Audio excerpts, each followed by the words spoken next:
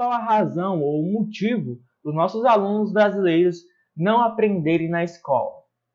Isso e muito mais no vídeo de hoje. Sempre me lembro de uma aula de filosofia onde o professor nos contou esta história. Numa caverna, havia um grupo de homens, prisioneiros desde seu nascimento, acorrentados de tal forma que só podiam olhar para o fundo da gruta. Uma fogueira e figuras manipuladas por outros homens projetavam na parede todo tipo de sombras. Para os prisioneiros, as sombras eram sua única ideia do mundo exterior. Essas sombras eram seu mundo, sua realidade. Um dos prisioneiros foi libertado e teve permissão de ver a realidade inteira fora da caverna. Quanto tempo ia demorar para se acostumar ao exterior, depois de toda uma vida de confinamento? Possivelmente sua reação seria de um profundo temor à realidade. Poderia entender o que é uma árvore, o mar, o sol.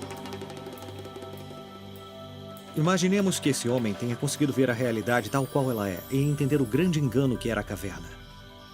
O professor nos explicou brevemente as interpretações do mito em relação ao conhecimento, à ilusão, à realidade e como possivelmente estamos dentro de uma grande caverna que, por sua vez, está dentro de outra. Mas não há dúvida da necessidade desse homem livre precisar voltar e compartilhar com o mundo o que viu.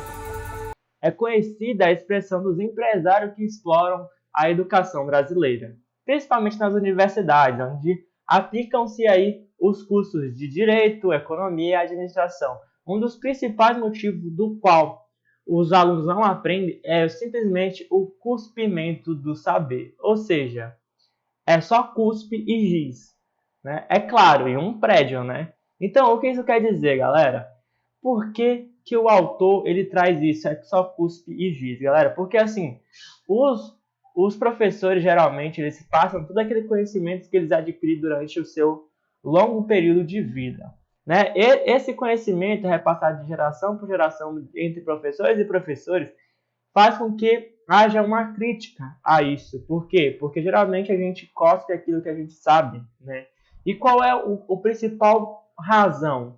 Não existe dialética. O que é a dialética, galera? Dialética é aquela possibilidade de novos conhecimentos, ou seja, gerados pelo o princípio primordial do nosso espírito, né? Ou seja, quando há uma discussão, quando há vários fatores que criam um novo conhecimento, gera ali um novo saber. Porém, para que se aprenda esse novo saber, é necessário que haja essa dialética. Mas, assim, como propiciar um ambiente que tenha dialética? Ou seja, quando um professor está explicando um assunto em específico na sala de aula, não é necessário que o professor apenas explane aquele conhecimento que ele adquiriu.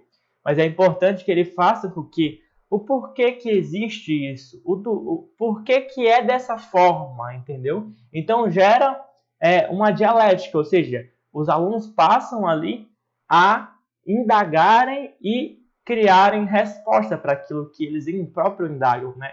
Porque o professor ele vai estar explicando aquele conhecimento específico, por exemplo, de um livro específico. E os alunos vão estar perguntando, vão estar, por que é assim, né? Por que acontece dessa maneira? Então, eles vão tentando criar ali, e é importante que haja esse debate entre os alunos e professores, não para que desperte, porque não existe nada absolutamente correto, nem nada absolutamente errado. E é por isso que as pessoas devem inovar, criar coisas novas. Então, o principal meio, né, de criar novas coisas, novos métodos, é que haja essa discussão dialética, né? Porque essa discussão dialética ela é responsável pelo rompimento de ideias passadas, ideias que já dominaram o mundo de alguma forma e criam outras novas, né? Um ciclo infinito de ideias e conhecimentos. Não estamos aqui sugerindo de modo algum que isso se aplica a todos os professores, né? Pelo contrário, é a minoria dos professores. Mas que, de certa forma, essa minoria influencia muito ao conhecimento adquirido pelo aluno. Então, é importante que essa minoria ela passe a se inovar, a criar métodos novos, para que as pessoas passem a aprender de verdade nas nossas escolas, porque, querendo ou não, o Brasil ele é um dos países que com o menor índice de desenvolvimento na educação.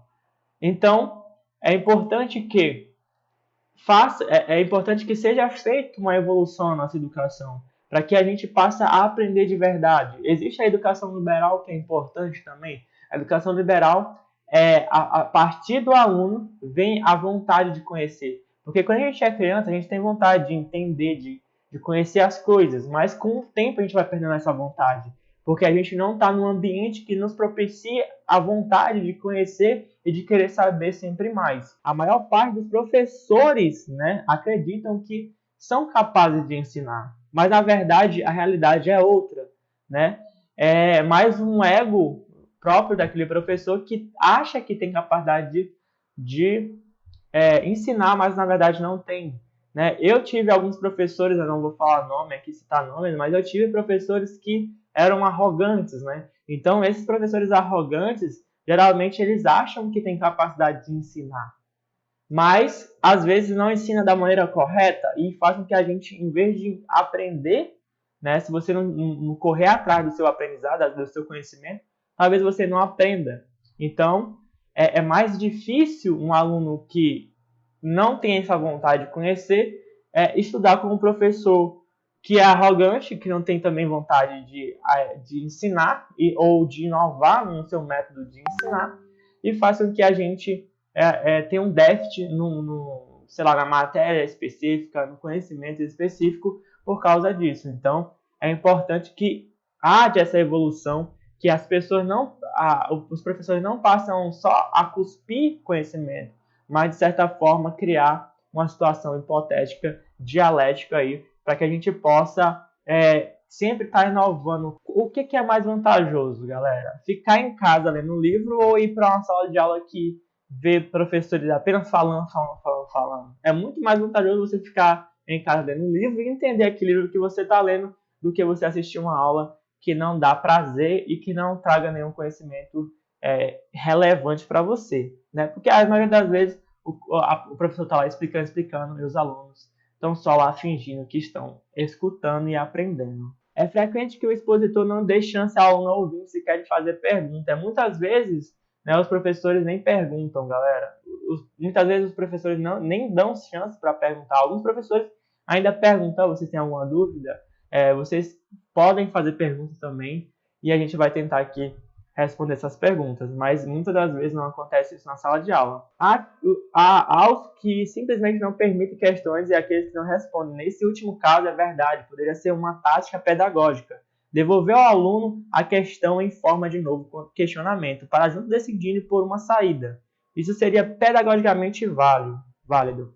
Isso seria pedagogicamente válido. Não é disso que se está tratando, mas uma pura e tão somente dos que respondem. Fingem que respondem ou que dizem que esse tema não é de sua seara.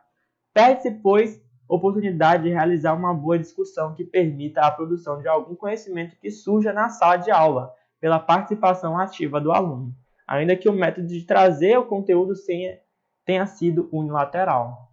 Né? Então, vem aquela ideia do Aristóteles. Né?